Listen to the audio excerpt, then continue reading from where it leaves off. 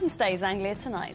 First tonight, the law that gives everyone the right to check if someone they know is a danger to their children. It's been called Sarah's Law after 8-year-old Sarah Payne, who was murdered by a convicted paedophile. Well, it's being trialled in Cambridgeshire, and from August it'll extend to all counties in our region with the exception of Hertfordshire, and to the whole country next spring. Rhiannon Mills takes a closer look at how it's going to work. Protecting a child's innocence is every parent's priority. In Cambridgeshire, police can already tell you if you're living with or near a sex offender. From August, that right is going to be rolled out to other parts of our region. It was the mother of Sarah Payne, murdered by a paedophile, who pushed for details of sex offenders to be made public. This scheme is somewhat watered down, giving out details only on request, and access to that information is strictly controlled. But Cambridgeshire Police say it is a big step forward. How many children do you believe have been protected through this scheme in Cambridgeshire? Well, it's hard to quantify the exact numbers. Now, we have made, as I kind of alluded to, a number of disclosures, a number of contacts with parents and others about the information that we have had. This, to me, is about ensuring that parents feel more confident that we, with others, with them, are acting in their children's best interest. The pilot scheme was introduced in 4 areas, including Cambridgeshire, in 2008. Police received 585 inquiries and 315 applications for information. They revealed details about 21 paedophiles and 11 other offenders with records for crimes such as violence. The Home Office have released a series of case studies today to show just how successful the scheme has been.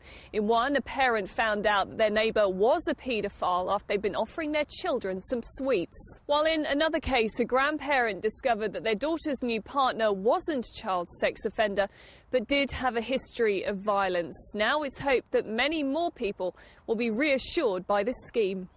There were concerns that police may be overrun with requests or it may drive sex offenders underground.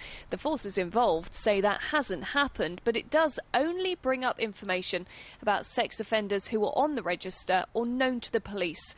Parents that I spoke to today had mixed feelings. Whilst as a parent I'm very mindful of people in our community who might be a threat to our children, I do get concerned that people might be vilified incorrectly, I suppose. I would like to know if there was, but then if I did know, I don't know what I would do. This is being seen as a real step forward, a way of empowering parents to protect their children. But it is clear that a lot more work will still need to be done by the police to catch those paedophiles who continue to live under the radar. Rhiannon Mills, Anglia News in Cambridge. Well, as Rhiannon mentioned there in her report, the scheme will rely heavily on police forces sharing information about offenders, a system that most infamously failed in the case of Soham murderer Ian Huntley. Earlier, I spoke to Hugh Thornbury from Action for Children East, and I asked him if he thought the new scheme would be a success. Yes, well, obviously Action for Children feel that anything that can help protect children is really important. We must have had some reservations about this scheme when it was first announced. We were a bit worried that it might drive offenders underground, but it seems that the evidence from the pilots is very positive, and I think this is part of the range of things that are in place to effectively protect children. How much protection does it actually offer children? Well, it's not a silver bullet on its own. It's clearly, from the evidence from the pilots, given us tangible examples of where it has affected individual children, so that's really good. So if it's rolled out, we would expect to see that to continue. Not enough on its own, though. It's important that we continue to educate children, parents, about some of the risks and how best to protect themselves from that. And also we've got the vetting and barring scheme that obviously protects us directly from undesirable people working with children and young people. So it's part of a battery of things that are in place. Now, a huge percentage of children who are abused are done so by paedophiles who are not known to the authorities. So obviously, as parents and guardians, we have to take a lead role in making sure our children are safe. Can you suggest any ways we can do that?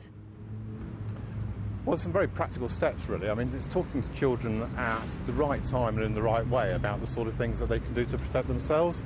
So the whole issue about sort of not getting involved with strangers, taking sweets and so on.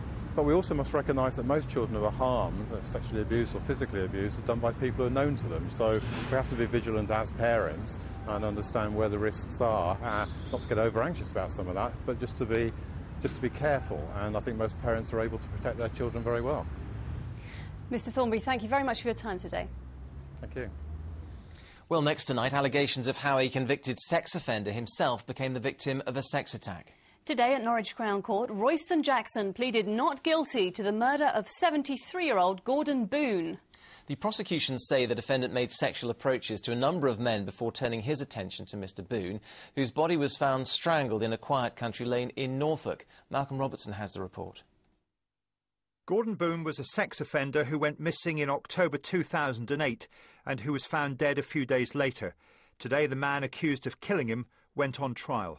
43-year-old Royston Jackson has pleaded not guilty to murder. The jury was told that he and Mr Boone met while he attended a probation hostel in Norwich. Mr Boone was due to meet his son for a drink in the city centre, and when he didn't turn up, the alert was raised. On October the 6th, detectives launched a murder investigation when Mr Boone was found in the village of Great Witchingham. The body of Gordon Boone was discovered underneath some fencing posts along this quiet country lane 10 miles from Norwich. Some of his clothing had been removed, and a post-mortem later revealed he'd been strangled. The location in Rabbit Lane was just a few hundred yards from the headquarters of Bernard Matthews Turkey Farm. The prosecution alleged there was a sexual motive. It was said Royston Jackson had made sexual approaches to the residents at the hostel and then turned his attention to Gordon Boone. The jury was told the defendant had been seen close to Mr Boone's flat shortly before he disappeared, and the victim's mobile phone was later discovered in Norwich's Eaton Park, close to Jackson's house in Pettus Road. Video footage was shown to the jury of Royston Jackson's Ford Galaxy car. Timothy Spencer for the prosecution said it was the Crown's case that Gordon Boone had been a passenger in it at the time. A few hours later, Jackson was seen coming out of a supermarket. The Crown's case is that by then Gordon Boone had been killed.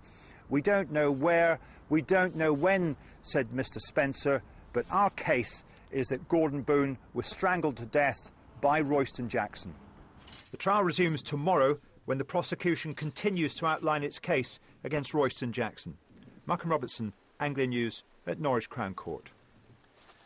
Cambridge University has quashed rumours that Professor Stephen Hawking is set to abandon the UK in protest over government funding cuts. Academics and officials dismissed allegations that the world's most famous physicist was planning to move to a physics institute in Canada. Fears were raised after the best-selling author of A Brief History of Time criticised the government for restricting research grants. Professor Hawking said the cuts would force scientific research to focus on industrial applications rather than the pursuit of knowledge and discovery. Mobility scooter users could be required to take a fitness to drive test under new government proposals designed to cut down on accidents. Just last month, 69-year-old Rose Phillips died after her scooter went into the river at Witham in Essex. Also in January, Norfolk Police announced they were offering road safety training following a series of minor accidents. The 3-month consultation will also look at weight limits, training and insurance. It's thought it will affect up to 100,000 vehicles. Now then, it's almost 10 minutes past